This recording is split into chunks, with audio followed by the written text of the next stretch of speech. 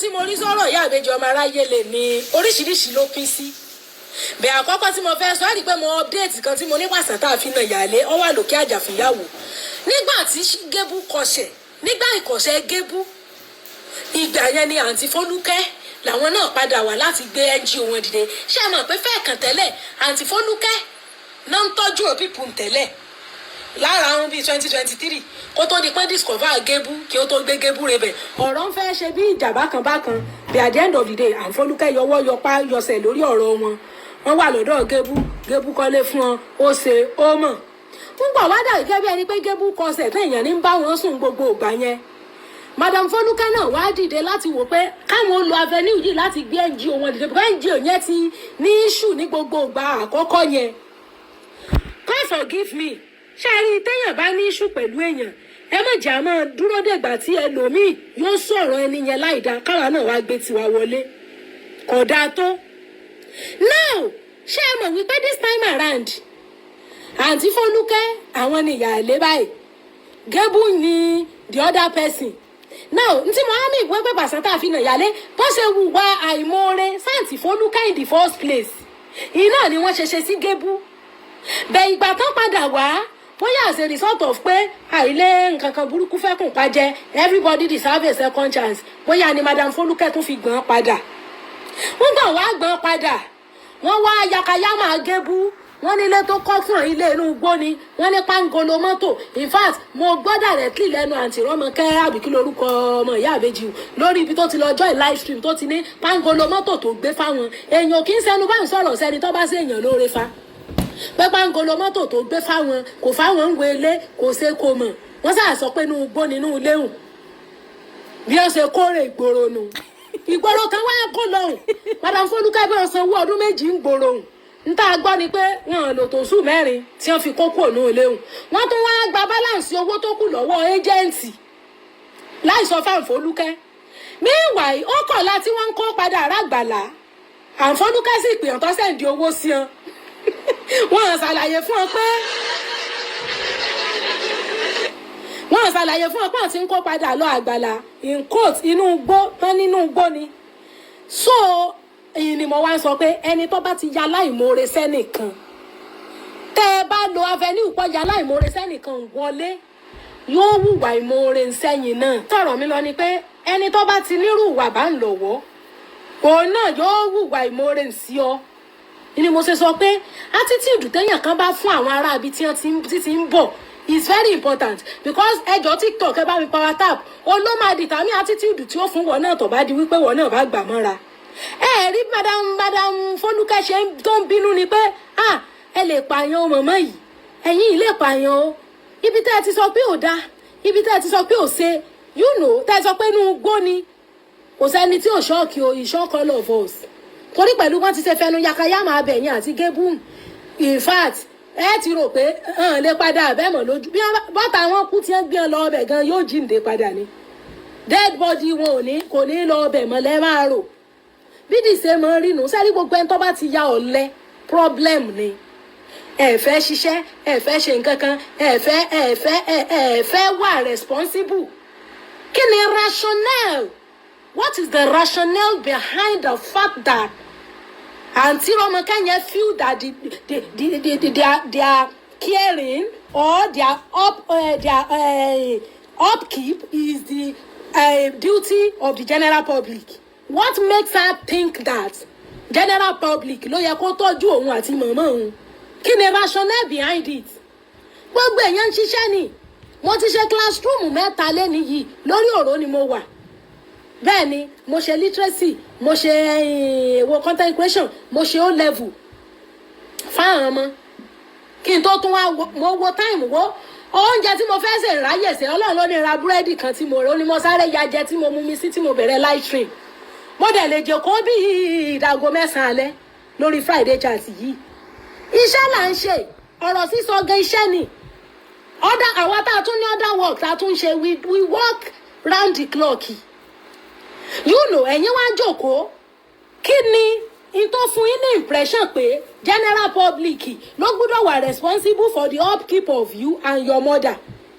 Ọ̀tọ̀nà fún kẹ̀kẹ́ náà bẹ́ẹ̀ bù wọn fi kẹ̀kẹ́ náà pẹ̀ bùn ṣiṣẹ́ tó ìgbà mélòó kan tí wọ́n fi pátì ẹ̀yin ẹ má dá owó mọ́ iṣẹ́ lóògùn ṣẹ́ bẹ́ẹ̀ ni divine grace iṣẹ́ lóògùn ṣẹ́ now ẹ wá kó kúrò níbi tá ẹ wà tẹ́lẹ̀tẹ́lẹ̀ ẹ wá padà rí wípé láńlọ́ọ̀dù inú igbó ó sàn ju tẹ́nàǹtì inú ìgboro lọ because èmi bìlífù pé tí ó rò tí ń padà nìyẹn láńlọ́ọ̀dù inú igbó sàn ju tẹ́nàǹtì ìgboro lọ ẹ wá ní iṣẹ́ ilé mi ni ilé mi ni ilé mi ni ilé yín ni lẹ́nu tẹ̀yìn it shock everybody ìyẹn náà ń pè ní when the shocker get shocked even me I was shocked nílé tẹ́ ti sọ pé inú igbó ni tẹ́ ti yakaya máa gébú bó tẹ̀ jẹ́ kó jẹ́ táìmù tí gébú kọsẹ̀ wọ́n dìtẹ̀ mọ́ni now you know èèyàn máa ní pride èèyàn máa ní tìjú àti pé bóyá nǹkan kan tó yẹ pé èèyàn bá ti ṣe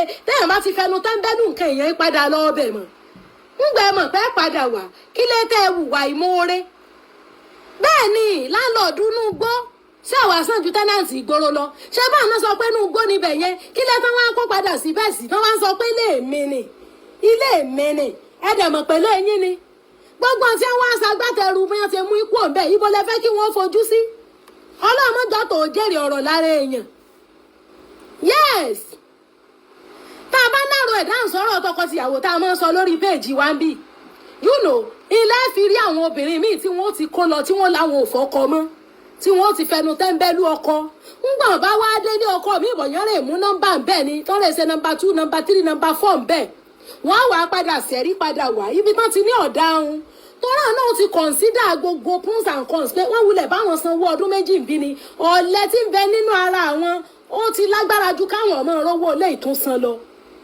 ìtàwọn òdẹ̀mọ̀ ni wípé when you hustle there is dignity in labour àwọn ìrìn àjò kan wà téèyàn rìn nínú ìrìn àjò ayé tó bá jẹ́ pé èèyàn ti sojú kòkòrò ni olúwa rẹ̀ gan lè mọ̀rọ̀ náà lọ but when you take it upon yourself that I have to be responsible for myself èèyàn lè jókòó èèyàn lè ronú ìjẹ́jẹ́ mọ̀ pé tẹ́ ẹ bá ń gbọ́dún èèyàn tí wọ́n ń tọ́jú yín wọ́n ń sanwó ilé yín wọ́n ń bọ́ yín ẹ ní mọ̀ pé ẹ ní nǹkan kan tẹ́ fi dàgbà tẹ́ fi ewu but tẹ́ ẹ bá sá fún responsibility tó bá jẹ́ yàrá kan lágbára yín ká tẹ́ rè rẹ́ǹtì ibẹ̀ lẹ́sìn mọ̀ pé ẹ mọ̀ ní bẹ́ẹ̀dì ẹ mọ̀ ní stóòfù ẹ mọ̀ ní pọ́ọ̀tì ibẹ̀ lẹ́tì máa ronú owó ilé yín ó mọ̀ due in the next 2 months ibẹ̀ lẹ́tì máa ronú what to do and what not to do ìgbà tí mo bẹ̀rẹ̀ prógráàmù mi àwọn tí wọ́n pè mí síjókòó tí wọ́n búlì mi àwọn tó wà powerful ni tí wọ́n lówó lọ́ọ́ gidi mọ́dá gbogbo wọn nù ni bó tiẹ̀ jẹ́ pé wọn ò lò lọ́ngbà náà nísìnyí náà ń ṣe pé bóyá kìíní bẹ̀ mi yìí ṣe bí mo wà tẹ́lẹ̀ mo wà báyìí ní ìsìn bẹ́ẹ̀ tó bá wá jẹ́ pé mi ti wá wo tọ́rọ́ ṣíṣì tí wọ́n mọ̀ fún òyàn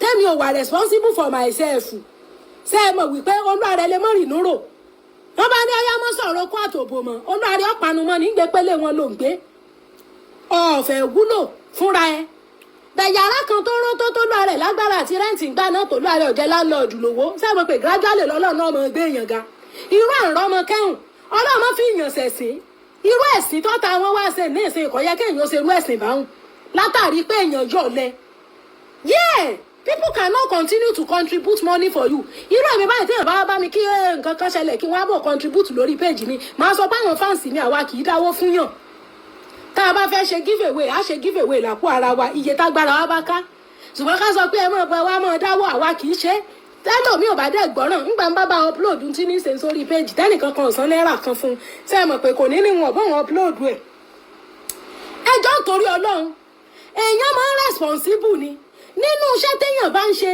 ibẹ̀ nìbùkún ọlọ́run máa káàyàn mọ́ ibẹ̀ nìbùkún ọlọ́run máa ti máa báyàn ibẹ̀ lẹ́lòmí ò ti gbéṣẹ́ kékeré fún ọ tí ó sì fowó ńlá tí ó fi reward ẹ gbogbo content creator tán lọ́ọ́ máa dá àṣẹ èèyàn lówó òun ṣọ́ọ̀bù wọn ni ó ti rè máa bọ́n mi ò múra bí ẹni tó wà less privilege tí ò ní nǹkan kan wọ́n tọrọ oúnjẹ wọ́n fún un lóúnjẹ tó bá ti fún un yóò wà ní kán díjú yóò wà gbé owó ńlá fún wọn yóò wà jẹ́ kán mọ̀ pé òun ò tọrọ òun fẹ́ bùn wọn ní nǹkan ni bẹ́ẹ̀ àwọn tí àánú yìí bá ó wá bá wọn nínú ilé olórí ibi tó ti ń ṣiṣẹ́ ni I'm telling you a lot of things that God has done for me through this work that I'm doing if I begin to announce it a lot of people wọ́n á rò pé èèyàn kúrò gan ni I will just give thanks. In fact, ẹlòmíì gani, I don't want you to announce it to me. If anybody mọ̀ pé anybody gifted you anything. TikTok guys, ẹ bá ń gbẹ́bùn wọlé o.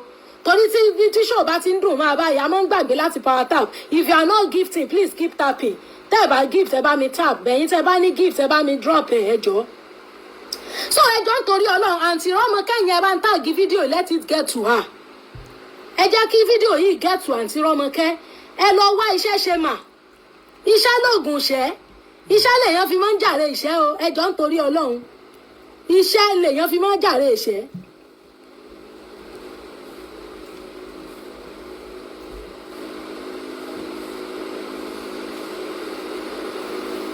ń bọ̀ o.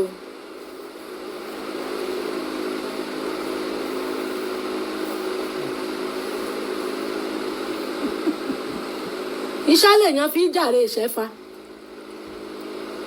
Báwo lẹ fẹ́ ṣe gbogbo yẹn dà?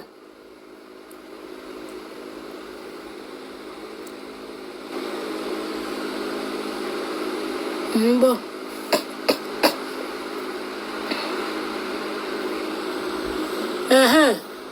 Ẹni tó ń béèrè nọ́mbà mi, WhatsApp mi ó ní kejì yẹn tó end pẹ̀lú 13 yẹn. Èyí tó bẹ̀rẹ̀ níbẹ̀rẹ̀ yẹn, ó ní ó pè. WhatsApp mi, òun ló wà lẹ́yìn pátápátá. Olúbùkọ́lá Grace, ṣé ti rí mà? So ẹ jọ̀ọ́ nítorí Ọlọ́run. Ẹ̀kọ́ méjì tèmi fẹ́ mú jáde ńbẹ̀ nìyẹn pé ẹ má ṣàbòsí èèyàn. Ẹni tó bá ti ṣàbòsí olóore ẹ̀, tí wọ́n bá gbà mọ́ra, yóò ṣàbòsí titi ẹ̀ náà. Then ìta bá ń ṣe fẹ́ nìkan, ìtọ́ bá ti ṣe fẹ́ nìkan, tó ẹwọ́ bẹ́ẹ̀ nìkan bá ti ṣe fún yàn, yóò ṣe bẹ́ẹ̀ fún wọn náà. Bọ́n ṣe fojú gébú gúngi, bẹ́ẹ̀ náà ṣe fogún àǹfolúkẹ́ náà gúngi. Go ahead, product of grace, go ahead. The procedure one bell, you have to book. My book session because I didn't know the story you want to share, but my admin will attend to you. Àbárò mi ò yé bẹ́ẹ̀ yẹn. So èèyàn máa ń ṣiṣẹ́ ni. Bẹ́ẹ̀ tó bá ti wò pé ilẹ̀ tuntun ń bí, ṣùmùṣùmù wà ń bí, ọwọ́ àbá síbẹ̀. Ọwọ́ àrò pé owó ọ̀fẹ́ ọmọ wọlé, nǹkan ọ̀fẹ́ ọmọ wọlé. So orí iṣẹ́ tó ọ̀fẹ́ ṣe láti lówó ara tiẹ̀ lọ́wọ́ yóò dínà ẹgbẹgbẹ̀rún nǹkan mẹ́. O ò ní pride. Kì í ṣe pride kéèyàn máa gbéraga o, but anything goes. Anybody ló lè sọ̀rọ̀ sí ọ fọ́ntánfọ́ntán. Anybody ló lè sọ̀rọ̀ sí ọ fọ́ntánfọ́ntán. Ń gbọ́ jẹ́ pé ìwọ fúnra rẹ lọ ṣe kíni, ìwọ lọ ṣe rẹ bẹ́ẹ̀. Ẹ jẹ́ bá mi power tap kíni.